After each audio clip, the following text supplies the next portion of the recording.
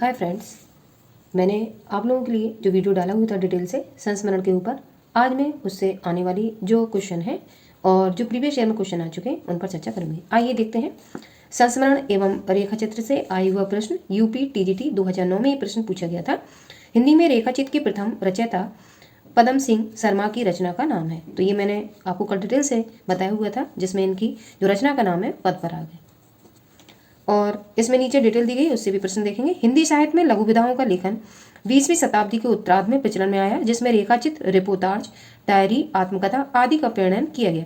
हिंदी में रेखाचित्र के प्रणयन का वास्तविक क्षेत्र पंडित पदम सिंह शर्मा को है, जो इस विधा के जनक माने जाते हैं।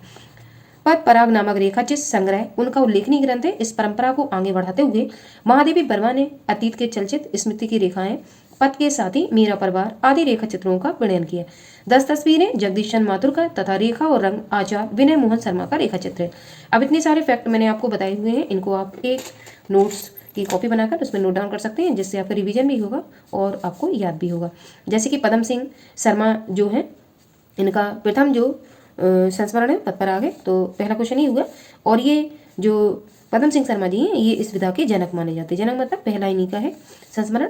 फिर इसके बाद इस परंपरा को आगे बढ़ाते हुए महादेवी वर्मा के रेखा चित्र आप लिख सकते हैं। अतीत के चलचित्र, स्मृति की रेखाएं, पद के साथ ही मेरा परिवार आदि महादेवी वर्मा के रेखा चित्र हैं।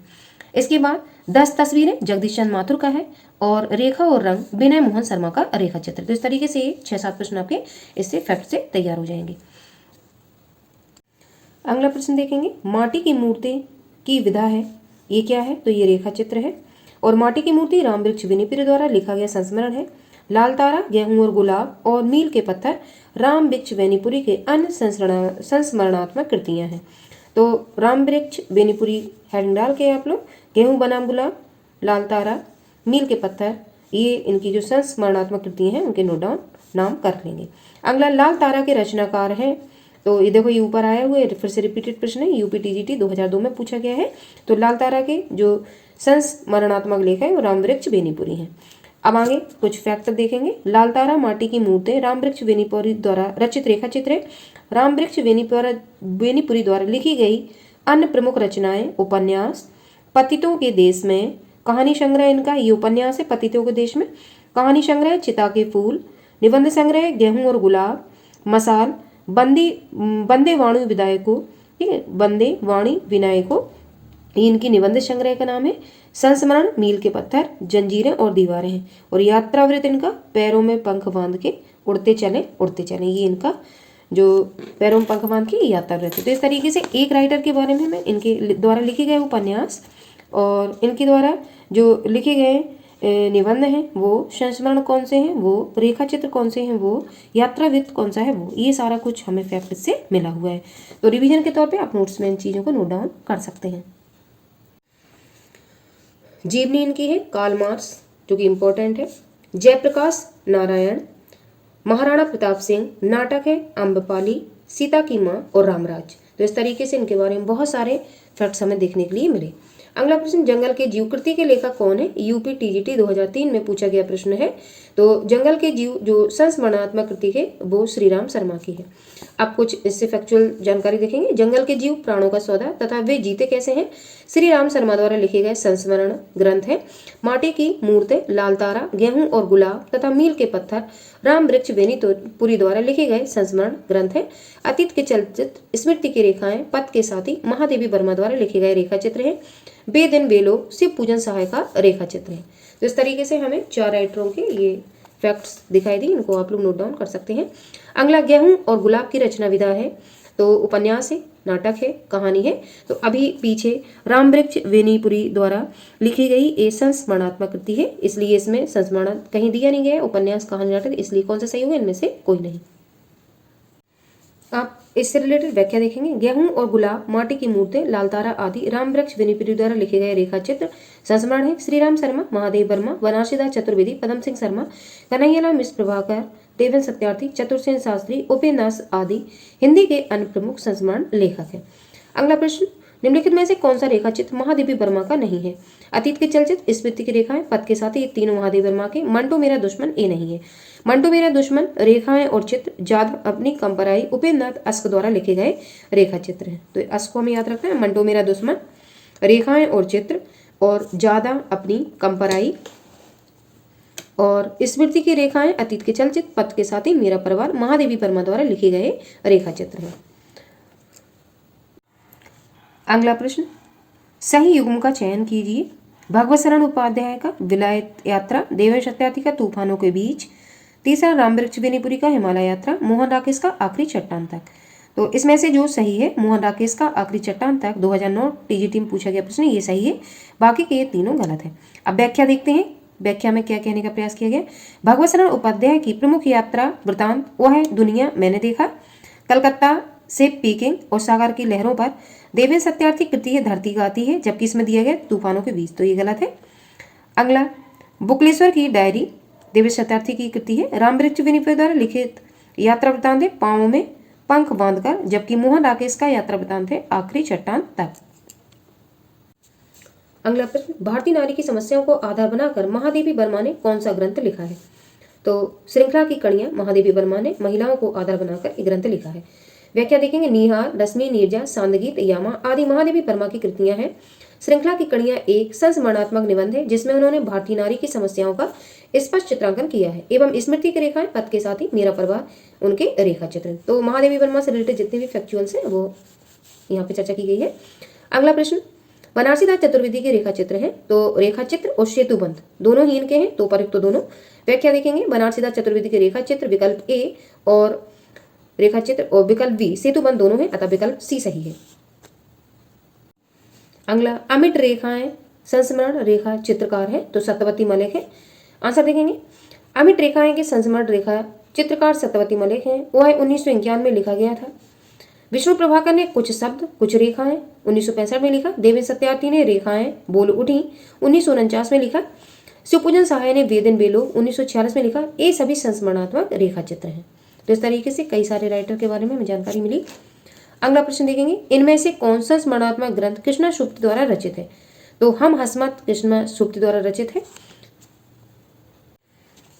आप डिटेल देखेंगे, हम हसमत 1977, हम हसमत भाग 2 1998, हम हसमत भाग 3 2012, शब्दों के आलोक में, सोप्ती एक सोहबत आदि कृष्णा सुप्ति के संस्मरणात्मक कृतियां हैं।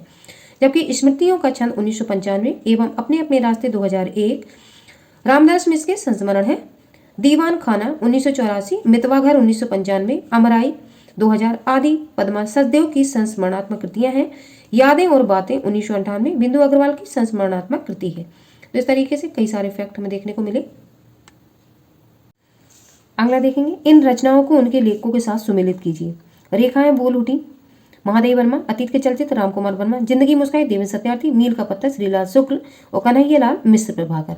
तो अभी मैंने पीछे आपसे चर्चा की हुई है, जो रेखाएं बोल उठी हैं वो देवेश सत्यार्थी का है, अतीत के चलचित्र महादेवी वर्मा का है, जिंदगी मुस्काई ये कन्हैयालाल मिश्र प्रभाकर का संस्मरण है, और जो मील का पत्थर है वो रामकुमार वर्मा जी का है, और श्रीलाल शुक्ल का जो अगली शताब्दी का शहर लिखा हुआ है वो एक निबंध संग्रह है।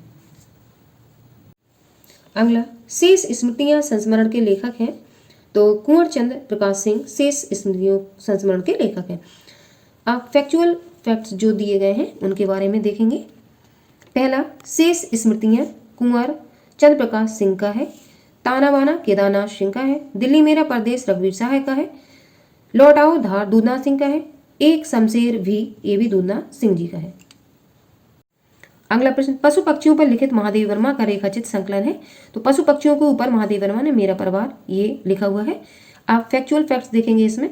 अतीत के चलचित्र 1941 ईस्वी में, स्मृति की रेखाएं 1943 ईस्वी में, मेरा परिवार 1972 ईस्वी में महादेवी वर्मा के रेखा चित्र हैं।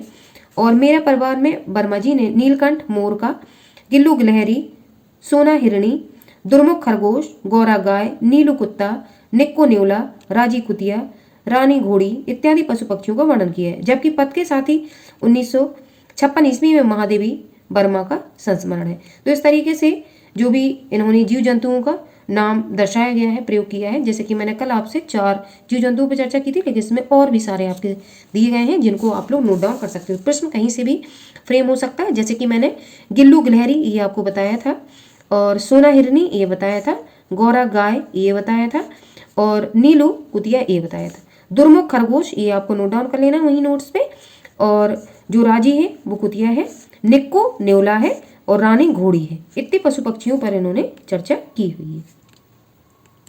अगला, इनमें से कौन सी कृति संस्मरण विधा की नहीं है? पद के साथी, ये महादेव वर्मा का था, अभी मैंने बताया हुआ था।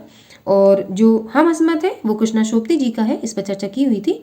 लौट आओ धार, ये दूधनाथ सिंह जी का है। मित्र संवाद, ये संस्मरण विधा नहीं है। जो मित्र संवाद है वो रामविलास शर्मा तथा केदारनाथ अग्रवाल के पत्रों का संकलन है। पद के साथ ही हम हसमत, इसके जो दो भाग है हम हसमत के, और लौट आओ धार ये क्रमशः महादेव वर्मा, कृष्णा शोभती और दूधनाथ सिंह जी के संस्मरण हैं।